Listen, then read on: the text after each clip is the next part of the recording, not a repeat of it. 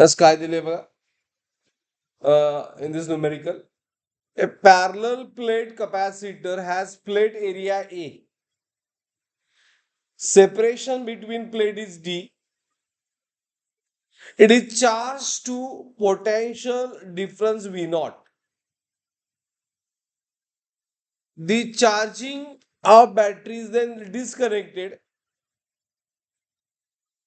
Plates are pulled apart 3 times initial distance. Work done to increase distance between the plates. Work done to increase distance between the plate असं विचारलंय.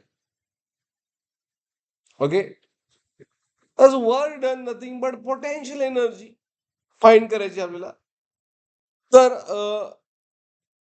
बघा लक्ष द्या. तर first of all काय होतं, parallel plate capacitor has plate area A because option A मध्ये आहे बघा. Separation distance D and potential difference is V naught. बरोबर, is it right? Charging of battery is disconnected. मी पहिल्यांदा कॅपॅसिटर फुल्ली चार्ज झालं. Now charging of battery is disconnected. Plates are pulled apart 3 times original distance. म्हणजे D change केलं, फक्त 3D केलं. Work done in increasing. Work done in increasing distance विचारलंय, final work विचारलेलं नाही. मग वर्क डन म्हणजे काय, change in energy. Work energy principle laws of motion मधलं. त्यामुळे इनिशियल एनर्जी आणि फायनल एनर्जी आपल्याला फाइंड करायला पाहिजे in term of A V not and D. Epsilon A V not D म्हणजे ह्यावर काय वाटतं तुम्हाला, epsilon A into epsilon not by D म्हणजे काय, A into epsilon not divide by distance. याचा अर्थ काय, कॅपॅसिटन्सचा फॉर्म्युला. म्हणजे इन्स्टेड ऑफ सी काय दिले, कॅपॅसिटन्स दिले. बरोबर. मग इनिशियल आणि फायनल कॅपॅसिटन्स आपण एनर्जी फाइंड करूया. ओके, आता ऐका, माझ्यावर घेतला चालेल. पहिल्यांदा it is a parallel plate capacitor.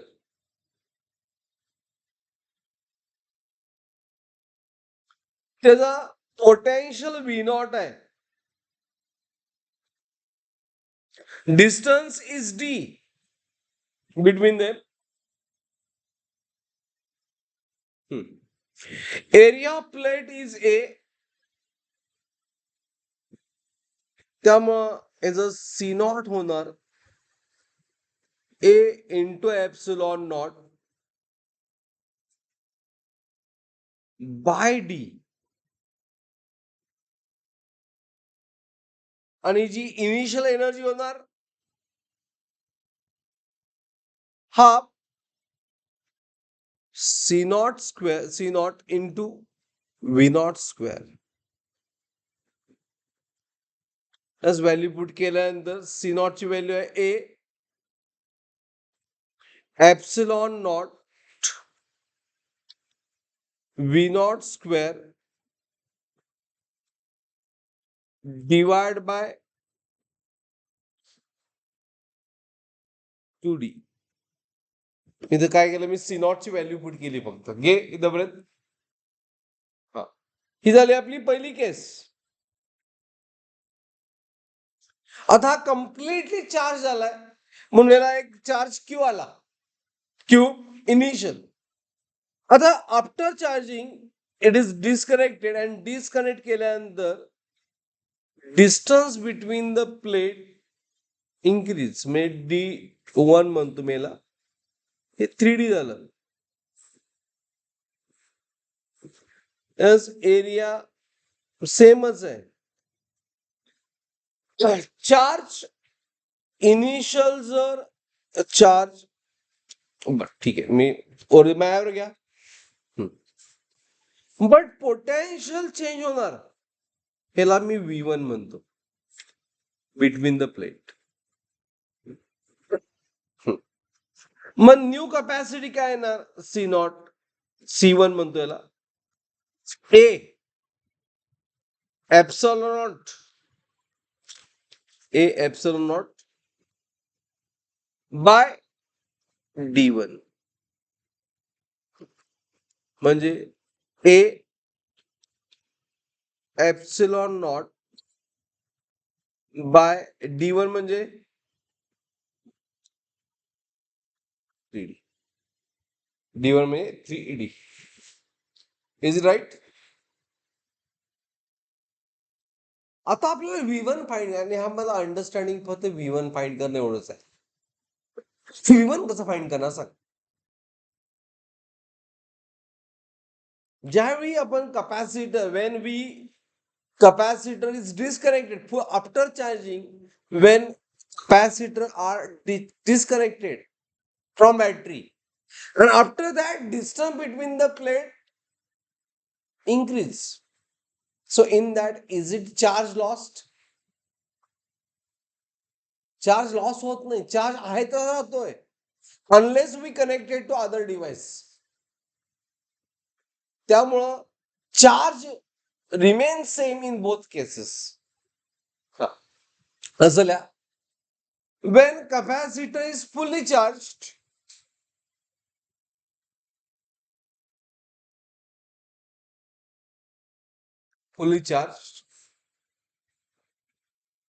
and after charging it is disconnected from battery. After charging it is disconnected from battery.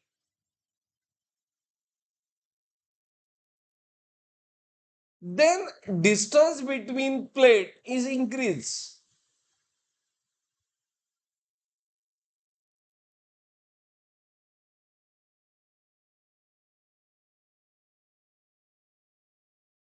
Distance between plate is increased. Is it right? Even though charge remains same, even though charge remains same,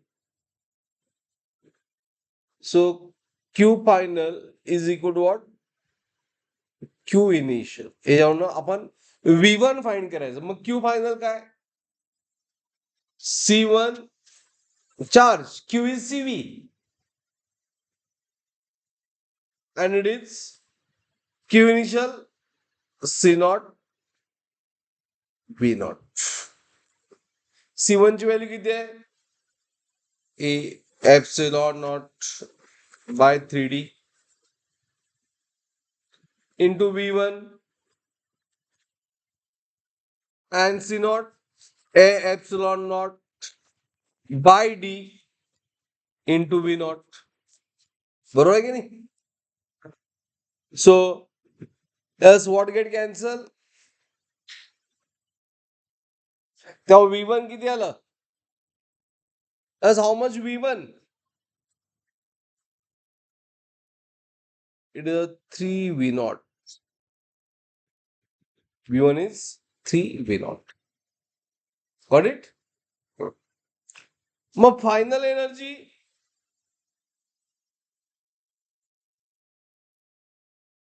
half C1 into V1 square म्हणजे किती आलं बघा? Half C1. C1 is A epsilon naught by 3D.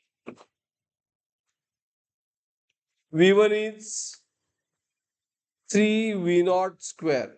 Because answer आपल्याला V naught मध्ये पाहिजे. बरोबर आहे? तेव्हा it is 3 square 9, 9 by 3, 3. So 3 A epsilon naught V naught square divided by 2D. हे कसं आलं का सगळ्यांना कॅल्क्युलेशन? एव्हरीवन? स्वराज? हा, 3 square divided by 3 is 3. And therefore, lab by work energy principle, as by work energy principle, work done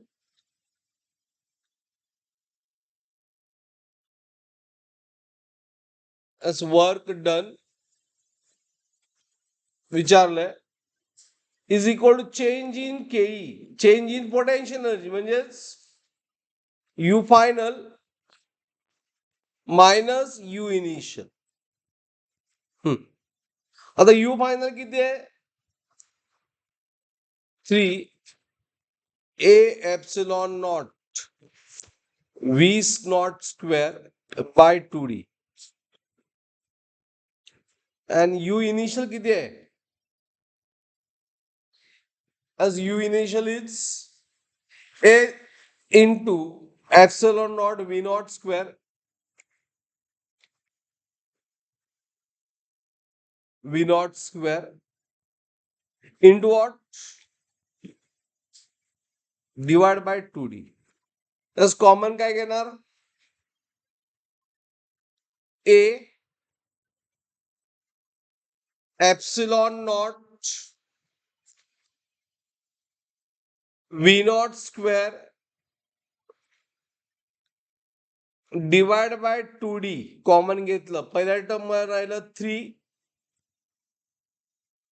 दुसऱ्या term मध्ये राहिलं 1 3 minus 1 half 2 2 get cancel त्यामुळे फायनल आन्सर आलं area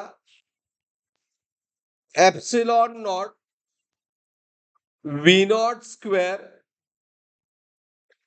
by D V naught square by D.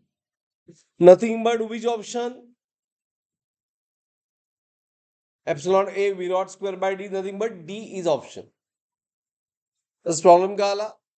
This problem मधला understanding एवढाच part होता कुठला? As how we calculate V1 is 3 V naught. Okay. Charge remains same.